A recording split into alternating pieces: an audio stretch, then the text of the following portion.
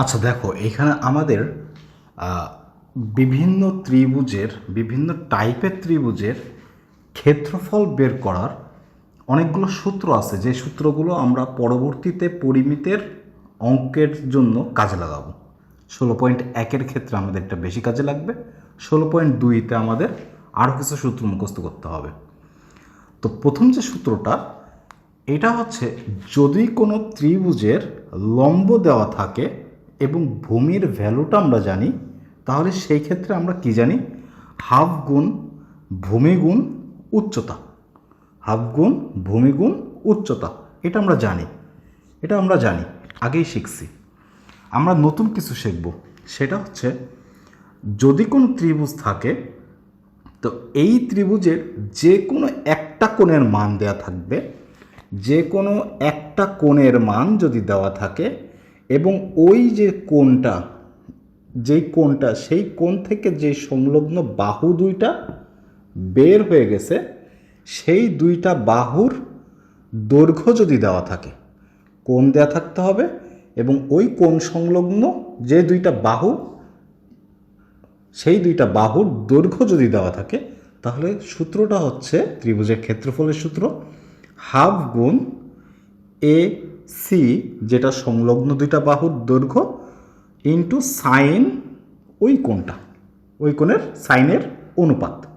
তাহলে এখানে কি আমরা লিখতে পারি? এখানে কিন্তু আমরা লিখতে পারি এইভাবে, যে হাফ, যদি আমরা তাহলে সি কোণ নিই, তাহলে কি আসবে? সি কোণের সংলগ্ন দুইটা বাহু কি? এ আর বি। তাহলে half A B sign C. ঠিক আছে না? একইভাবে আমরা কি লিখতে পারি? যদি এ কোণটা নিই, তাহলে সংলগ্ন বাহু বি আর সি, তাহলে এর ক্ষেত্রফল হবে হাফ বিসি সাইন কোণটা এ কোণ। ঠিক আছে? পরবর্তীতে আমাদের যে ত্রিভুজটা দেওয়া আছে, এই ত্রিভুজের ক্ষেত্রে আমাদের যদি ত্রিভুজের তিনটা বাহুর দৈর্ঘ্যই দেওয়া থাকে, তো সেই ক্ষেত্রে আমাদের আগে এসটাকে বের করে নিয়ে আসতে হবে। এসটা কি?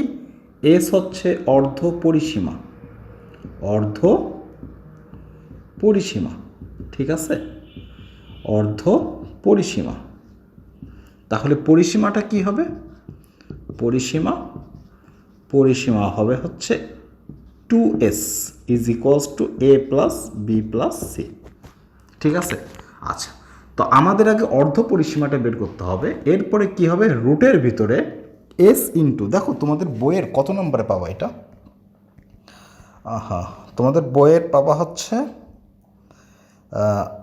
296 নম্বর পেজে এই সূত্রটা দেওয়া আছে। S root over S into S minus A into S minus B into S minus C. ঠিক আছে? এই যে সূত্রটা, এই সূত্রটা কিন্তু তোমাদের বইতে নাই, তোমরা পাবাও না খুঁজে। তো এই সূত্রটা কি খুব একটা কাজে যে লাগে তা না তোমাদের এসএসসি লেভেলে, তারপরেও জেনে রাখো, যদি আমাদের কোনো ত্রিভুজের তিনটা কোণের ভ্যালুই দেওয়া থাকে, তিনটা কোণের মান দেওয়া থাকতে হবে, এবং যে কোনো একটা বাহুর দৈর্ঘ্য যদি দেওয়া থাকে, তিনটা কোণের মান আর যে কোনো একটা বাহুর দৈর্ঘ্য যদি দেওয়া থাকে, তাহলে ক্ষেত্রফলের সূত্রটা কি হবে? এ স্কোয়ার, যেই বাহুটা দেওয়া আছে, দেখো যেই বাহুটা দেওয়া আছে, সেই বাহুর দুই প্রান্তের যে কোণটা, তাদের সাইনের অনুপাতের গুণফল ডিভাইডেড বাই 2 ইন্টু যেই বাহুটা আছে সেই বাহুর বিপরীত কোণের সাইনের অনুপাত। ঠিক আছে? তাহলে তোমরা কীভাবে লিখতে পারো? আর একটা, যদি স্যার আমরা লিখি, আচ্ছা ভাইয়া যদি আমরা একটু লিখি, যেমন এটা যদি আমরা বি হয়, এটা যদি সি হয়, তাহলে আমরা কি লিখতে পারি? বি স্কোয়ার যদি লিখি, তাহলে কোণ আসবে এসি, তার মানে sine A sine C divided by 2 into sine, উপরে যেহেতু বি বাহু, বি কোণ। আর একটা কী লেখা যায়? যদি সি স্কোয়ার লিখি, তো সি স্কোয়ার, আচ্ছা সি হচ্ছে এই যে বাহু, তো এই বাহুর যে দুইটা কোণ দেওয়া আছে সেটা কি কি? এ বি, তার মানে sine A into sine B divided by 2 into sine C. তো তো এই ক্ষেত্রে সবসময় একটু মনে রাখবা একটা জিনিস যে আচ্ছা এই এ বি সি আমি কীভাবে নেব। তো এ বি সি সূত্রের সাথে মেলানোর জন্য আমরা কীভাবে নেব, যেই কোণটাকে এ ধরবা তার বিপরীত বাহুকে এ বাহু ছোট হাতের এ ধরবা, যেই কোণটাকে বি ধরতেছ ঠিক তার বিপরীত বাহুটাকে বি ধরতেছ, যেই কোণটাকে সি ধরবা তার বিপরীত বাহুটাকে সি ধরে নিবা। তাহলেই আমাদের এই সূত্রগুলো লেখা অনেকটাই সহজ হয়ে যাবে। আচ্ছা, নেক্সট আমাদের দুইটা সূত্র আছে। এইটা হচ্ছে সমবাহু ত্রিভুজের ক্ষেত্রে এইটা।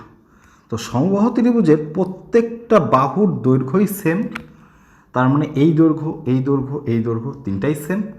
তিনটা যদি সেম থাকে তাহলে সূত্র হচ্ছে √3/4, যেহেতু তিনটা বাহুই সেম তো যে কোনো একটা বাহুর স্কোয়ার, তাই না? আচ্ছা, যদি সমদ্বিবাহু হয় তো সমদ্বিবাহু মানে যে কোনো দুইটা বাহুর দৈর্ঘ্য সেম হবে আর একটা থাকবে বেজ আকারে, ঠিক আছে? তো যদি সেটা থাকে আর একটা যে বাহু সেটা বেজ হোক বা যাই হোক ডাজেন্ট ম্যাটার, তো যেই বাহুটা থাকবে সেই বাহু /4 ইন্টু √4a²। এ কোনটা? এ হচ্ছে যেই দুইটা বাহু সমান সেই দুইটা বাহুর একটা স্কোয়ার মাইনাস অপর যে বাহুটা আছে অসমান যে বাহুটা আছে সিঙ্গেল তার স্কোয়ারের বিয়োগফল। তো এই সূত্রগুলো দিয়ে মূলত আমরা অঙ্কগুলো করব।